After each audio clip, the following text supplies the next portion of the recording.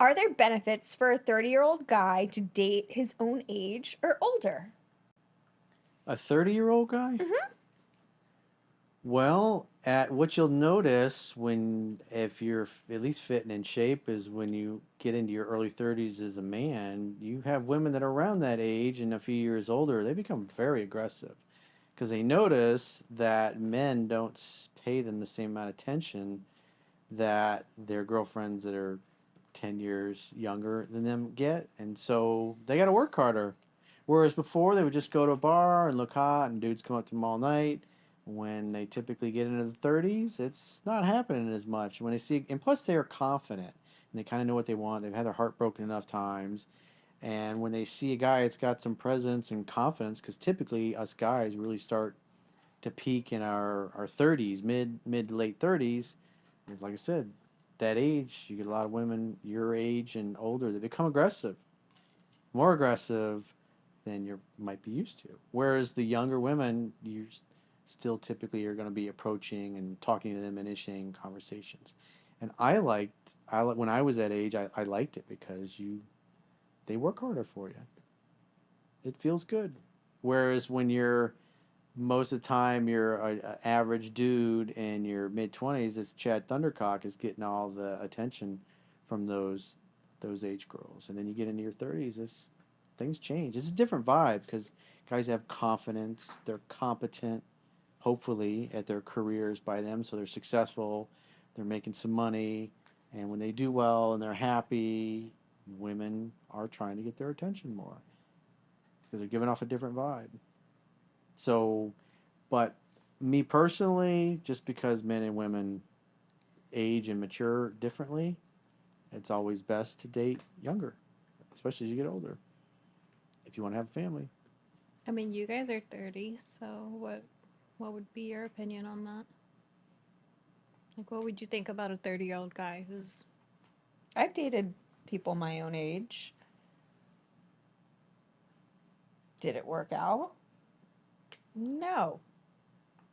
What have you noticed maturity wise, guys that you dated that were your age versus guys you dated that were older? Oh, I like the older guys a lot more. They have their shit together. Yeah, but you could be older and you may have your shit together, but you're probably just an immature piece of... Everyone's immature. Every Every single matter man what is immature. It age doesn't you matter are. how fucking old you are. You can be 80-something years old and you're still gonna act like a 12-year-old boy. Yeah. That's the way it should be. They never grow out of that. No, but I'm saying to the point where Never they're quit just playing. like very red pill. What does that mean? Red pill? What does that mean to you? Like- Very red pill. That they act like little kids, or that they're too sensitive, or that, say, if you reject them, they get mad. You know, typical red pill. Oh, you're talking about guys in the red pill community that get Yes. butthurt at everything. So you've encountered Yes. them out in the real world, and they're kind of angry and pissed off, Yes. condescending. Yes. Yeah, that's what I see a lot in the comments.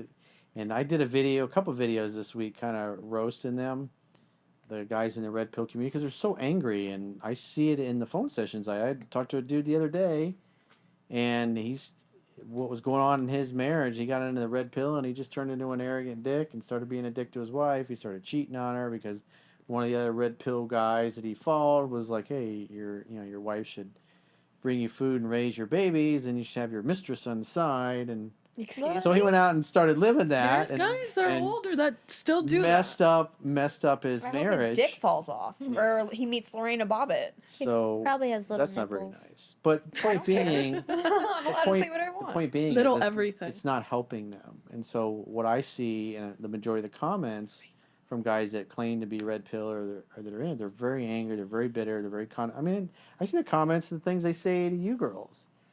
And it's just kind of indicative of the movement as a whole that, just like you said, guys that are into that stuff, they're really butthurt and they get upset easily. And they're some of the nastiest, hateful comments that I see directed towards me, and obviously you girls, come from those guys who claim to be red pill. I was like, if that dude is behaving that way and talking to women that way, it's like he's getting nowhere. He's getting nowhere. He probably doesn't get any punani. He belongs to the Zero. streets. He's probably on the streets looking for it, and he's still not getting it, even if he offers to pay Remember for that guy in the van? you told us about? Oh, Snake Oh, Man. the Snake Man. Yeah. Has anybody heard anything about Snake Man? We're still inquiring any information. She's inquiring. We just want to know where he's at geographically. How's he for doing in life scientific right now? purposes. We That want to was just when the mystery method, all that stuff was going around, the pickup artists, because the guy that was mystery, he wore like this top hat and had goggles on the top hat, and he wore like thick makeup and huh? dark. He did magic tricks, I think, and he would paint his fingernails black, and he had all these routines and things that he would do. He'd meet, Chris meet Angel? girls in the club. No, and he was the original pickup artist community. Oh, he's a Casanova dude.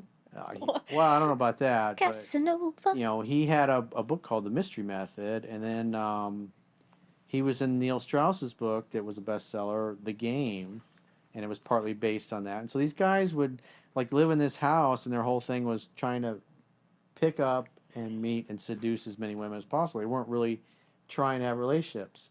And I think some part of the book, I read excerpts of it. We're talking about how some of the guys just pitched a tent in the yard of this house that they were all at and bringing girls back to And a tent? hook it up in the tent because they were That's pretty classy. they were like nerds and dorks, and they had never gotten any ass in their lives. Just so they Very got, ratchet. well, they got in Yeah, got in the I'm gonna pickup hop artist in this community, and that tent was the real whole quick. thing, was like learning these skills and these routines, and it did work. But like you saw in the book, it when they met a girl they really liked and started a relationship, all they had was the magic tricks and the routines, and the women quickly figured out there was nothing else. They a Pick lot of them card, weren't even any working. card. I had a guy that used to work for me when I was in real estate. He was very successful, had a wife. He had, I think, 2 or 3 kids, and he was kind of religious Christian. He was just very arrogant and condescending, like he was better, and my wife's hot, and we met in college, and we got our Dodge minivan, and we're awesome. And so they were investing in properties, and they had a bunch of real estate,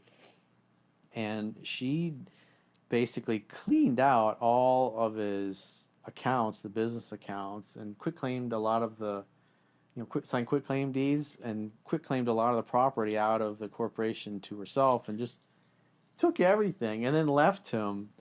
And then plus, at that point, this was like 2007, 2008, when the economy was really hitting the shitter. And I actually remember Andy and we'd be out downtown, and we would see this dude out there, and it's like, didn't matter. It was like 7 nights a week. He was out there chasing ass, just trying to meet new girls and seduce them and take them home, because that was his validation. Partly because his wife had left him and cleaned him out. And he needed a couch I to sleep I on. thought to myself, I was like, he was just such a dick, and he had done some things I'm not going to go into when he worked for us that were really ratchet and underhanded. And I was like, you can't outrun karma. It's like he experienced the worst of it. But point being is, back to the book, he got involved in the same pickup artist community, started learning mystery stuff. I used to see some of these guys downtown. I remember one night, this guy had like a belt, and it was like kind of like a mini boom box, and it had like lights on it, and he had like a weird hat and stuff, and they were just walking around, and so like their whole outfit was, it's what they called peacocking. It's like the dude with the snake. It's very or creepy. somebody with a dog. Snake Man clearly likes ass for sure. So they would have some kind of peacock that the girls would be like, they're all out drinking with their friends. They're like, what is that thing? He's got music playing with it, and then he's got magic tricks, and then a certain percentage of the girls they'd be down to go That's hook up. kind of tacky. It worked. It was fascinating to me, but like I said, this guy that used to work for me was a family man, always bragging about how Christian and religious they were, and his wife cleans him out. And then because the economy in the real estate business was just totally decimated, I think he was working at the mall as a clerk somewhere after he'd been a very successful real estate agent and investor. Selling curling But he got in the and this guy was like he was my age, so you imagine we're like late 30s, and he's out downtown like 7 nights a week trying to pick up new women and seduce them and get better at it. And it went on for like years. It's like they become addicted to it. It was interesting.